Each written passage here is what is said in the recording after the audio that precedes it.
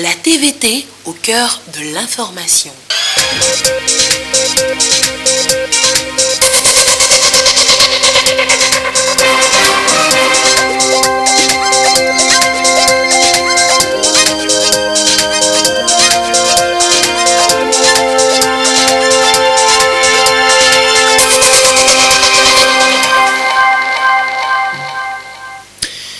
Bonsoir à tous, il est 20h. Dans l'actualité ce vendredi, l'immobilier, l'habitat, qu'est-ce qu'il faut en savoir pour nos maisons de demain? Le 5e salon du secteur vient de s'ouvrir. Les offres s'étendent sur 3 jours. Combien d'entreprises compte aujourd'hui notre pays? Un recensement général a été fait, les résultats sont annoncés pour bientôt, mais un chiffre est disponible déjà, lequel? Bon à savoir tout à l'heure dans cette édition. Et puis de la musique pour votre week-end, direction en fond de journal, Institut Goethe de Lomé, avec un groupe allemand sur scène avec des artistes togolais de la musique métissée donc pour un bon départ en week-end. Restez avec nous. Voilà, madame, monsieur, le sommaire, bienvenue, voici le 20h. Et nous ouvrons cette édition par ce décret du président de la République, décret numéro 2019-074/PR, créant un canton et fixant le ressort territorial, le chef-lieu et le nombre de conseillers et d'adjoints au maire des communes de la préfecture de Doufelgou. Le président de la République, le Conseil des ministres entendu, décrète. Article 1er. Il est créé dans la préfecture de Doufelgou le canton de Amina, dont le ressort territorial est composé des villages Amina 1, Amina 2 et les fermes environnantes. Article 2. Le chef-lieu du canton de Amina est fixé à Amina 1. Article 3.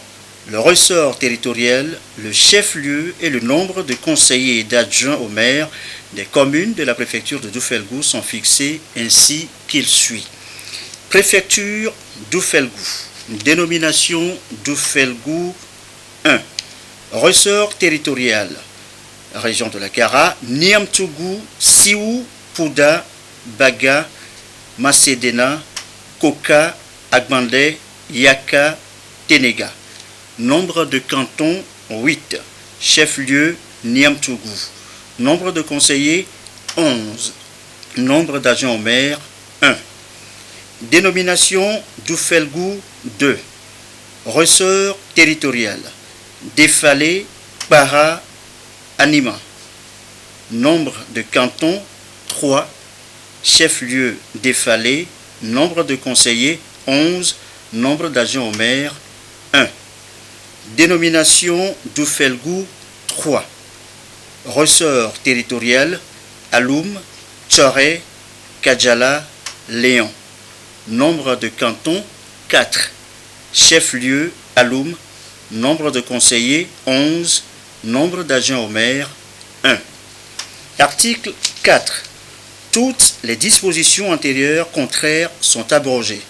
Article 5.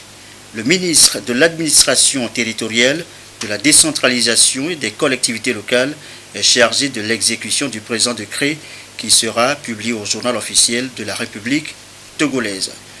Fait à Lomé le 9 mai 2011, le président de la République, Faure Essozimna Nyassimbe. Et voilà donc pour ce décret, je vous l'annonçais en titre tout à l'heure, le Togolais, une abeille, dit-on. Mais comment construire sa maison de demain? Le matériel, l'argent, le plan pour mieux exploiter sa parcelle, tout à savoir au 5e salon de l'immobilier de l'habitat. Il vient de s'ouvrir ce vendredi à Togo 2000. La cérémonie, le récit, Luc, Jules Afantao, Augustin Kossi. Richement décoré et qui mobilise du monde. Le Salon international de l'immobilier et de l'habitat Festimo ouvre ses portes pour la 5e fois. Pour la circonstance, tous les professionnels de la chaîne immobilière et services connaissent sont là pour offrir à plus de 10 000 visiteurs leurs prestations. Des conférences débats, des rencontres B2B, des expositions. Un programme bien concocté pour explorer les besoins des populations en logement. L'évolution du marché immobilier au Togo est en ligne de mire de ce rendez-vous. Il faut d'abord comprendre des rencontres spécialisées des professionnels d'un secteur particulier qui est le secteur de l'immobilier et de l'habitat. Il faut comprendre des échanges au moment après les rencontres, des échanges de tous les acteurs entre eux pour développer encore mieux le secteur. Nous avons eu le code foncier qui a été promulgué. Je pense que c'est un appui, c'est un ajout, c'est un plus.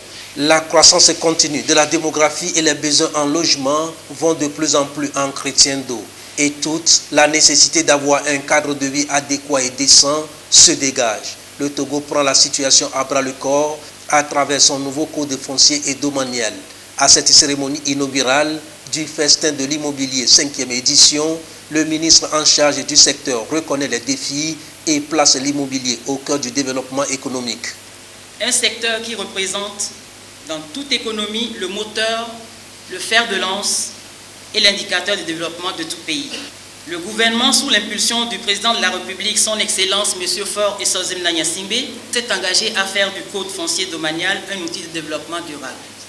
La loi portant code foncier domanial s'inscrit bien dans les priorités du plan national de développement PND à travers son axe stratégique 3 qui vise à consolider le développement social et renforcer les mécanismes d'inclusion avec pour finalité d'instaurer une nouvelle forme de gouvernance foncière, de contribuer à la maîtrise de la problématique de gestion du patrimoine foncier national et de sa rentabilisation, d'alléger les procédures d'obtention du titre foncier et des titres de propriété, de faciliter l'accès au logement décent à la population et de contribuer à la croissance économique, à l'amélioration des conditions de vie de la population, à la sécurité et à la consolidation de la paix. Un cadre de vie décent et un habitat durable. Le Salon international de l'immobilier et de l'habitat au Togo met chaque acteur et prestataire de l'acte de bâtir au cœur du débat. Il innove avec de nouveaux prix, notamment meilleurs stands, meilleure innovation technologique et une superbe villa en jeu pour la traditionnelle tombola. Attendu sur place, plus de 10 000 visiteurs pour ce 5e salon de l'habitat et de l'immobilier. Qu'est-ce que le présent salon va leur proposer? Quelles sont les offres? Qui rencontrer? On fait le tour d'horizon avec Augustin Corsi. Dans cet espace forain, environ 200 exposants animent la 5e édition du Salon international de l'immobilier et de l'habitat au Togo. À chaque métier du secteur, un stand, un cadre pour les consultations et conseils. Ici sont logés ceux qui conçoivent et élaborent les plans de construction. On les appelle chefs d'orchestre de l'acte de bâtir. Pour bâtir, bien bâtir, bâtir en sécurité, bâtir en faisant de l'économie, il faut absolument faire appel à un architecte. Ensuite, il y a des métiers connexes comme les géomètres, les urbanistes, les ingénieurs, génie civil avec lesquels on travaille de concert en toute harmonie. On est là pour promulguer des conseils et nous offrons également des consultations gratuites pour toute personne visitant le salon et désireuse d'acquérir soit des conseils. Le long du couloir, plus de 30 métiers du secteur de l'immobilier et de l'habitat au Togo. Pour cette édition 2019, la technologie s'invite dans l'immobilier pour sécuriser les domiciles. On parle de la domotique. Ici, nous vous proposons deux catégories, des solutions autour de l'accès à la maison et au bâtiment et des solutions de sécurité, de sécurisation de la maison et du bâtiment. Donc, en matière d'accès au bâtiment, donc là, nous avons par exemple ici le volet roulant. Donc, qui va vous permettre d'automatiser les entrées à la maison. Donc quand vous rentrez le soir par exemple, vous n'êtes plus obligé de klaxonner pour que quelqu'un vienne ouvrir. Mais là, avec le bouton, vous êtes automatiquement indépendant, quoi. Donc ici aussi, si vous avez un commerce, une pharmacie ou autre, nous avons la possibilité de vous sécuriser donc, vos entrées avec le rideau métallique qui est à côté de moi. Donc vous avez la possibilité d'accéder à toutes ces choses depuis votre téléphone ou depuis les télécommandes que nous vous donnons quand nous faisons l'installation. La domotique offre donc un grand nombre de services utiles à même d'améliorer la qualité et le cadre de vie des populations. Et puisqu'on est à l'ère de villes durables, les énergies renouvelables sont prisées. Ici, c'est le stand des conseils et offres de panneaux solaires. Avec ces panneaux-là, nous les plaçons sur les toits ou sur les façades des immeubles ou des maisons pour permettre aux maisons de produire leur propre énergie, leur permettant ainsi d'être autonomes, des délestages, des possibles coupures pour pouvoir bénéficier au mieux du temps qu'ils passent à la maison. C'est une société d'énergie solaire qui construit des micro-centrales solaires pour les maisons et pour les entreprises pour leur donner une autonomie énergétique. Et lorsqu'on sait que la moitié de l'humanité aujourd'hui, soit 3,5 milliards de personnes vivent dans des villes, le respect de ces normes fera en sorte que les villes et les établissements humains soient sûrs, résilients et durables, conformément à l'agenda planétaire 2030. Et voilà donc à quoi va ressembler la ville de demain. À Tiégou, quartier à l'est de Lomé, a un nouveau marché. Idem pour Adido Gomé à l'ouest. Des ouvrages PUDC inaugurés ce vendredi. Ici et là, vous allez le voir, ce sont de grands complexes. Luc Assis. Nous reviendrons tout à l'heure sur le sujet, mais signale-t-on des marchés et bien d'autres ouvrages à gérer par des communautés elles-mêmes à la base. Et c'est ce à quoi appelle la décentralisation, objet depuis ce matin d'un grand forum. Ce qu'il faut en savoir avec Jonathan Agba et Arnaud Kidifou. La participation citoyenne des acteurs non étatiques est plus que nécessaire pour la mise en œuvre réussie de la décentralisation. L'ONG Initiative des Jeunes pour le Développement IJD s'y attelle à travers des forats qu'elle organise sur la thématique. Ce troisième forum qui porte sur les avantages et les contraintes de la décentralisation et les enjeux des élections locales appelle à une synergie d'action avec les autres partenaires pour intensifier la sensibilisation des citoyens pour que l'autonomie des communes vis-à-vis du pouvoir central soit une réussite. Les communications au cours de ce forum tourneront autour du contexte de la décentralisation au Togo, les élections locales, ses enjeux et ses défis à relever, l'administration municipale, les finances, la mobilisation des ressources endogènes des collectivités territoriales, également la participation citoyenne aux initiatives de développement communautaire essentiellement, et d'autres thèmes qui seront également développés. Donc nous avons invité à ce sujet les autorités municipales des communes du Bénin et celles du Togo. Donc pour venir nous entretenir, pour que nous puissions d'abord savoir ce qui se passe sur le terrain, afin que nous soyons prêts à rentrer dans ce nouveau concept avec plein succès. L'enjeu est donc de taille et l'ONG IJD, la Fédération des ambassadeurs de la décentralisation au Togo, FAD Togo, la plateforme citoyenne Justice et Vérité et l'ONG JVE en appellent à la contribution de tous les citoyens. La finalité de ce forum est d'amener les uns et les autres à une meilleure appropriation des concepts de décentralisation et d'élection locale pour une participation active et inclusive des citoyens à la gouvernance locale de leur collectivité. Nous posons la question tout au début de ce journal. Combien d'entreprises compte aujourd'hui le Togo? Les résultats du recensement général sont annoncés pour bientôt, mais déjà un chiffre à retenir, il est provisoire, il a été communiqué aux partenaires techniques et financiers. Jules Afanchao, Augustin Kossi. Le recensement général des entreprises du Togo 2018 a permis de dénombrer 115 880 unités économiques. Elles sont réparties sur l'ensemble du territoire national et relèvent du secteur formel et de l'informel. L'enquête a été effectuée par l'Institut national de la statistique et des études économiques et démographiques. Les données issues des opérations de recensement font ici objet d'échanges entre les opérateurs économiques, les partenaires techniques et financiers avant de les mettre au grand jour. Nous avons voulu échanger ces résultats-là avec les partenaires techniques et financiers et avec les opérateurs économiques pour qu'ils voient un peu le travail qui a été fait. Et nous allons nous organiser donc pour présenter les résultats au grand public lorsque nous serons prêts. Alors ce recensement permet donc d'avoir un fichier actualisé sur l'effectif, la démographie des entreprises et pouvoir les caractériser aussi selon leur activité.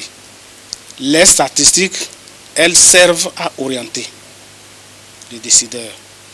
Ces résultats contribueront à actualiser le répertoire des entreprises au Togo qui date depuis 2003. Ils constitueront des indicateurs qui vont permettre aux opérateurs économiques de rentabiliser leurs activités et au pouvoir public un outil de prise de décision. Une meilleure collaboration entre les opérateurs économiques et les agents de recensement est vivement recommandée pour l'efficacité des opérations à venir. Et une entreprise, c'est d'abord un projet. Comment l'élaborer? Comment faire tourner son entreprise? Un savoir-faire appris aux jeunes entrepreneurs au rendez-vous du mercredi de l'entrepreneur. Le compte-rendu, Manim Pinandi, Carmen Magiaka. Les entrepreneurs, pour développer leur projet, doivent nécessairement élaborer un business model ou modèle économique qui va permettre à l'entreprise de générer des revenus. Pour donc amener les jeunes entrepreneurs, chefs d'entreprise et porteurs de projets togolais à mieux cerner la notion de business model, l'Agence nationale de promotion et de garantie de financement des PME-PMI à NPJF aborde pour ce mercredi de l'entrepreneur de mai 2019 le modèle économique. Lorsqu'on prend les entrepreneurs, surtout ceux qui sont des start-up, et qu'on leur demande comment vous comptez faire réussir vos projets, ils ont du mal à donner des réponses concrètes. Alors, ce thème aujourd'hui, c'est de les outiller à comment développer un business model, un modèle économique qui devrait susciter l'intérêt de ceux qui vont apporter des ressources ou des fonds dans le développement de leur activité.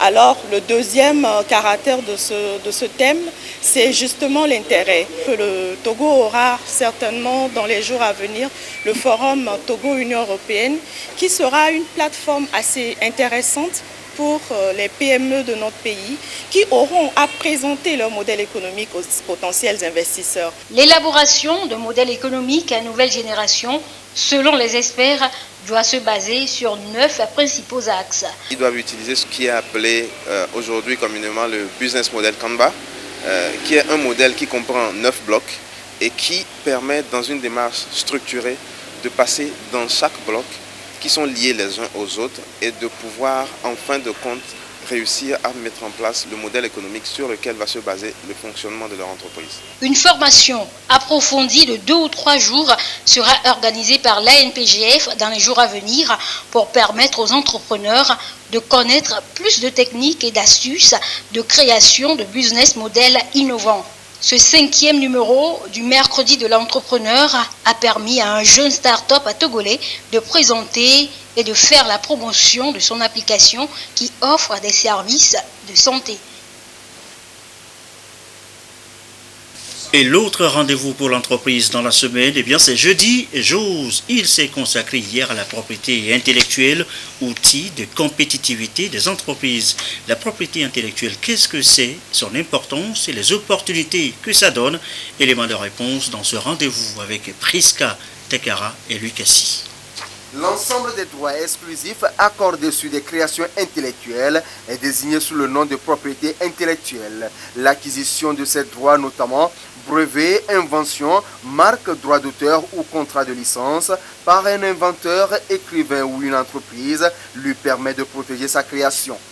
Les jeunes entrepreneurs, surtout ceux parrainés par le Fonds d'appui aux initiatives économiques des jeunes FAEJ, s'imprègnent de l'importance et des procédures requises pour l'obtention de la propriété intellectuelle. Nous avons jugé important de former les entrepreneurs sur l'utilisation stratégique qu'ils peuvent faire de leurs actifs de propriété intellectuelle. Non seulement savoir premièrement ce qu'est la propriété intellectuelle, comment se fait l'acquisition d'un droit de propriété intellectuelle, mais aussi l'utilisation stratégique qu'ils peuvent faire de la propriété intellectuelle pour être compétitif sur le marché. Et aussi les opportunités qu'offrent, bien les possibilités qu'offrent les titulaires d'un droit de propriété intellectuelle de pouvoir intenter une action en contrefaçon ou en concurrence déloyale contre toute utilisation frauduleuse de leur invention, innovation ou création. Quand nous prenons la marque, elle porte les caractéristiques intrinsèques, c'est-à-dire les qualités du produit que vous vendez ou les services que vous commercialisez. En ce sens-là, un client qui est intéressé par votre produit sera orienté à vouloir consommer vos produits parce que non seulement elle retient votre marque, aussi l'invention, non seulement il s'agit juste d'un brevet ou bien de quelque chose qui vous permet de dire que vous êtes inventeur, mais aussi permet de contribuer au développement d'une nation. Source de financement et de valorisation des actifs non négligeables, une propriété intellectuelle obtenue dans les normes est un outil efficace de compétitivité des entreprises. Ce que ça m'a apporté, c'est déjà la crédibilité de mes produits. Ça fait que je suis plus compétitive, ça fait que ma marque est reconnue, mon travail est reconnu, l'authenticité de mes produits est reconnue et voilà, ça ne fait que me positionner un peu plus haut devant la concurrence. La présentation était très riche, j'étais venue moi-même pour partager mon expérience, mais je pense que je suis partie plus enrichie encore.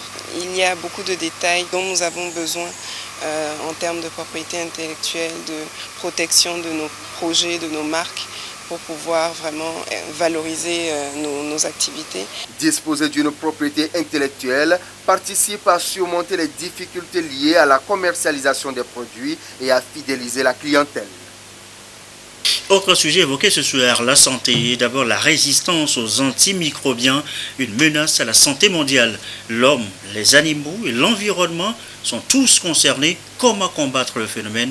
Eh bien, le ministère de la Santé part en campagne. Les précisions, Rafié Tchoumberekou et Pouissala.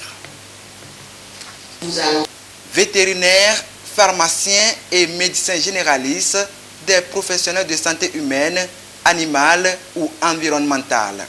Ils ont tous à cœur la problématique de la résistance aux antimicrobiens. Le phénomène prend de plus en plus de l'ampleur et c'est à l'unisson qu'ils veulent le combattre.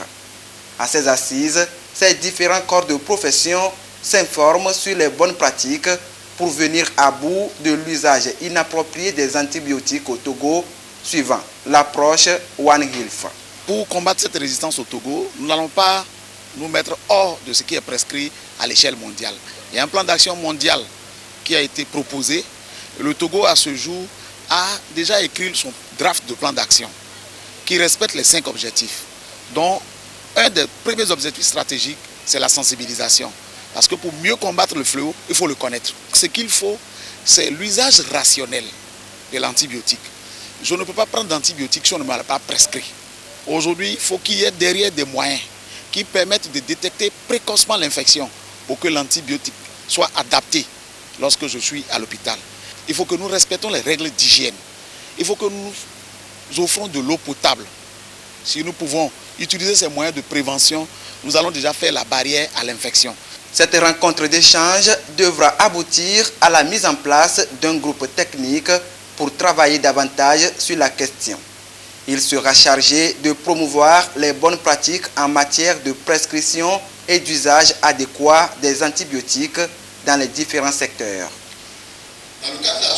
Et notez que le 5 mai de chaque année est célébrée la journée mondiale de la sage-femme.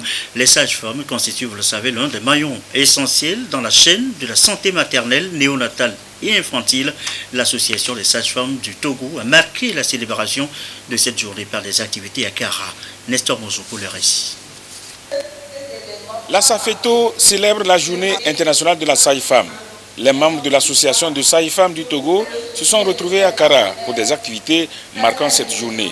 Célébrer cette journée est une manière de souligner l'importance de la sage-femme dans les soins de santé.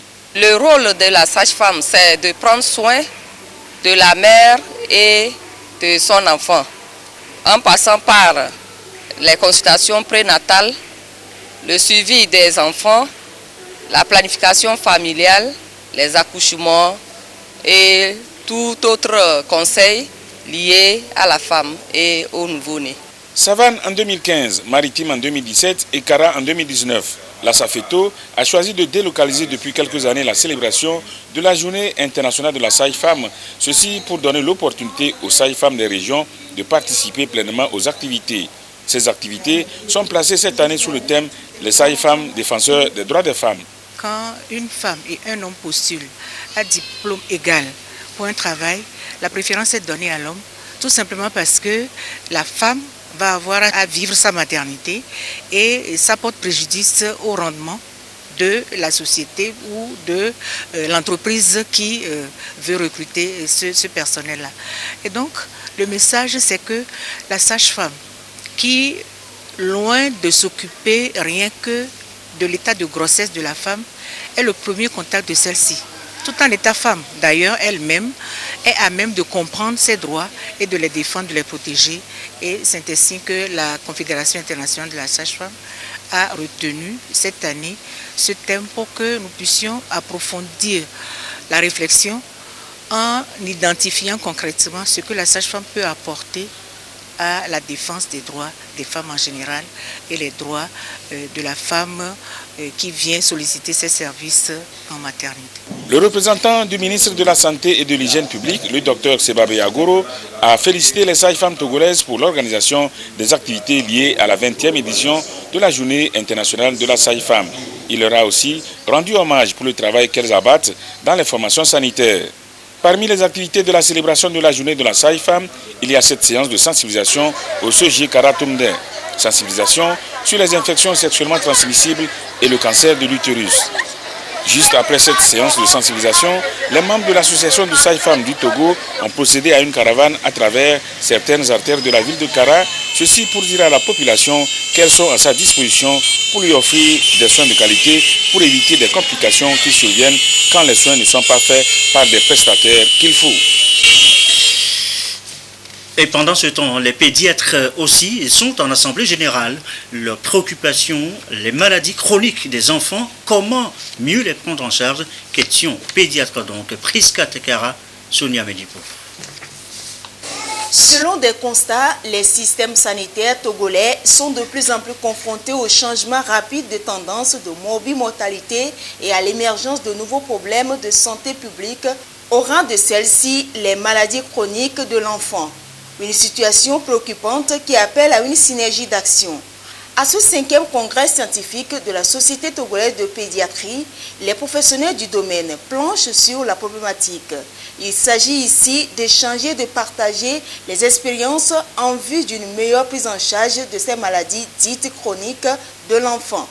Les maladies chroniques de l'enfant, c'est-à-dire les maladies qui durent et qui restent longtemps avec les enfants. Les parents sont souvent fatigués de gérer leur fonds, les sous rentrent dedans, ça appauvrit la famille. Parmi ces maladies, vous avez le sida, les maladies congénitales, par exemple la cardiopathie, les enfants qui ont un problème de cœur, on ne peut pas opérer au Togo. Il faut vivre avec, parfois on les diagnostique à un stade tardif, donc ils vont vivre et mourir parfois précocement. Vous avez par exemple l'asthme, qui est aussi une maladie chronique de l'enfant. Au cours de ces 3 jours, c'est qu'il va y avoir les échanges d'expériences. Ce que les Béninois ont fait et ce qu'ils font pour la prise en charge de ces patients, on va partager ces expériences-là ici. Ce que les Maliens font, on va partager ces expériences. À la fin, nous allons pouvoir tirer une conclusion. Depuis quelques années, le gouvernement s'emploie à offrir à chaque citoyen de meilleures couvertures en matière de soins de santé, surtout aux enfants. Des efforts qui ont permis de réduire de façon considérable le taux de mortalité infanto-juvénile de 123 pour 1000 à 71 pour 1000 au Togo, selon l'UNICEF. Environ 200 participants venus de la France, du Burkina Faso, du Mali, du Bénin, du Niger et du Togo prennent part à ce 5e congrès. Dans le reste de l'actualité, sachez que les commissionnaires agréés en douane reprennent du service. Ils l'ont fait savoir aux opérateurs économiques et à la presse. Carmen Madiaka. L'association des commissionnaires agréés en douane ACAD relance ses activités pour fédérer les forces des commissionnaires agréés en douane et donner confiance aux investisseurs. Depuis plus de 2 décennies, l'ACAD a été au cœur des exportations et importations au Togo. Elle compte aujourd'hui être un interlocuteur crédible auprès des organes de l'État et associations partenaires pour mieux organiser, valoriser les compétences des commissionnaires agréés en douane et contribuer au développement de l'économie bleue. Nous relançons les activités tout simplement parce que nous avons vu la nécessité de remettre cette structure en place pour donner beaucoup plus de visibilité à notre profession. Et notre mission, c'est d'aider le pays à mobiliser davantage de recettes parce que vous savez que l'État en a besoin pour financer des projets et il faudrait bien que les marchandises soient bien dédouanées au cordon douanier, qu'il n'y ait pas de fuite de recettes. L'ACAD est constituée de sociétés jouissant d'un agrément de commissionnaire agréé en douane dont les principes sont basés sur une probité morale sans faille et le professionnalisme. Et justement, l'ACAD compte à tout mettre en œuvre pour la réussite du Plan national de développement PND 2018-2022. Notre rôle, c'est d'assister les opérateurs économiques, les investisseurs qui vont arriver pour accomplir les formalités. Et nous, c'est de leur donner de très bons conseils, d'aider pour que les choses se fassent dans la règle de l'art, pour qu'il n'y ait pas de perte aux aussi. Parce que nous sommes la vitrine. Quand il faudra venir, on dit la douane, mais les premières personnes à rencontrer, avec qui discuter, c'est le commissionnaire en douane, qui est un partenaire de la douane et qui est en charge de faire appliquer la réglementation de la législation douanière. L'association des commissionnaires agréés en douane tend déjà la main à toutes les organisations des commissionnaires agréés en douane pour relever les différents défis et mieux contribuer à la croissance de l'économie togolaise. La journée de l'Europe célébrée le 9 mai dernier. Point d'orgue de cette célébration, eh bien une soirée de rencontre, une soirée que nous raconte Dodo Ouaré dans ce sujet. Le 9 mai est toujours une date historique pour l'ensemble des pays de l'Europe qui se rappellent les premiers pas de reconstruction de l'économie européenne. Historique en ce sens qu'elle symbolise la paix entre la France et l'Allemagne et a renforcé les intérêts économiques, la paix et la stabilité de l'Europe. Une intégration européenne dont bénéficient aujourd'hui la plupart des pays de l'Afrique à travers des projets et programmes de développement financés continuellement en faveur des populations. Cette soirée commémorative est donc une belle occasion pour tous les acteurs togolais de soutenir cet exemple de fraternité. Nous sommes ici avec de nombreux invités. Tout le monde est très joyeux, déjà pour la fête de l'Europe. Mais en plus, il y a une heureuse coïncidence dans ce sens qu'on a adopté à l'Assemblée nationale des réformes constitutionnelles. L'Union européenne, elle salue l'adoption de ces réformes par l'Assemblée nationale, une adoption qui se fait par consensus de tous les députés présents, et elle salue évidemment aussi la décision prise par le gouvernement d'organiser les élections le 30 juin prochain. Ces élections locales, c'est un projet qui a été encouragé par l'Union européenne depuis de nombreuses années, et on voit maintenant le fruit d'un travail collectif, autorités togolaises et l'Union européenne. On est très contents.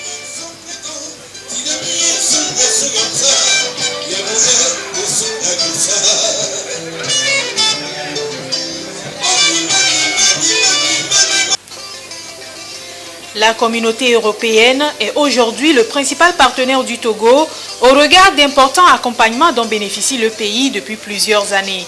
Le ministre en charge de la planification, du développement et de la coopération se félicite de cette coopération agissante qui s'annonce encore plus fructueuse dans l'avenir, surtout avec l'organisation très prochaine du Forum économique Togo-UE qui va attirer beaucoup d'investisseurs européens pour le financement du PND. Aujourd'hui, les relations entre l'Afrique et l'Europe s'intensifient notamment avec les négociations en cours entre les pays ACP-UE dans la perspective de bâtir un partenariat qui préserve les intérêts des deux parties. Du divertissement encore pour annoncer votre week-end, de la musique avec le concert live jeudi à l'Institut Goethe. Sur scène, un groupe allemand en featuring avec des artistes togolais et ça donne ça à écouter.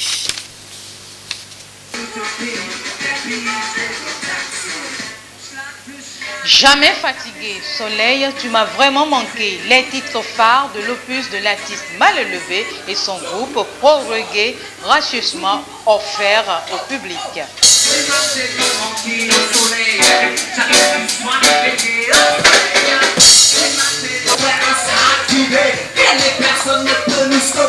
Quelques artistes professionnels bénéficiaires des échanges avec l'artiste Mal Élevé et son groupe allemand ont interprété quelques morceaux de Bob Marley et leurs propres compositions pour donner un avant-goût du 11 mai. C'est la première fois que moi aussi je vois Mal Élevé en face et surtout ce qui m'impressionne c'est les textes qu'il dit dans ses chansons quoi. Si vous prenez le temps d'écouter ces chansons, ça apporte beaucoup de conseils. Mal Élevé, moi je le connaissais depuis. Il parle du racisme, de l'exploitation de l'homme, façon dont les Noirs sont traités en Europe. J'écoute toujours ces chansons, c'est ce qui m'a plus motivé à venir à son concert. C'est un concert qu'on ne peut qu'aimer, c'est du live. Et l'artiste sur scène, il ne s'est pas réservé, il s'est donné à fond. Et nous en tant que public, on a savouré. Et étant une première fois de le voir aussi, ça s'ajoute à l'émotion. Artiste Charlersi mal élevé fait un mélange du rap, reggae et hip-hop. Passionné de la musique, il utilise cet art pour sensibiliser la société sur la paix, la cohésion sociale et l'universalité. Je m'appelle Mal élevé parce que je suis un musicien, en même temps je suis activiste. C'est-à-dire que je dénonce des choses qui ne me plaisent pas dans la société, en Allemagne, mais partout au monde aussi. Je lutte contre les injustices, contre le racisme. Donc je ne suis pas impoli, mais je suis mal élevé parce que je ne ferme pas ma bouche. S'il y a des choses que je vois qui sont injustes et des choses que je veux changer dans ce monde, je le dis ouvertement. Lomé, ça a chauffé. J'ai connu des artistes des super bons artistes, donc j'aimerais bien qu'on puisse continuer notre échange. Voilà, Lomé, ça m'a vraiment plu. Les gens, ils sont très très accueillants. Et ils ont vraiment chauffé. Non, il faut dire la vérité, ils ont tellement chauffé, c'était incroyable. Et cette semaine, c'est la semaine de l'Europe, l'Union européenne. Donc, il y a déjà depuis mardi un festival du cinéma européen. Donc, il y a eu des films de différents pays. Et ce soir, ce concert marque la fin de l'étape de Lomé, de cette tournée africaine de l'artiste allemand Mal élevé. Après Lomé, il continue sur Abidjan. Mal élevé et son groupe sont ce vendredi en terre ivoirienne après 5 pays dont Addis Abeba et le Togo.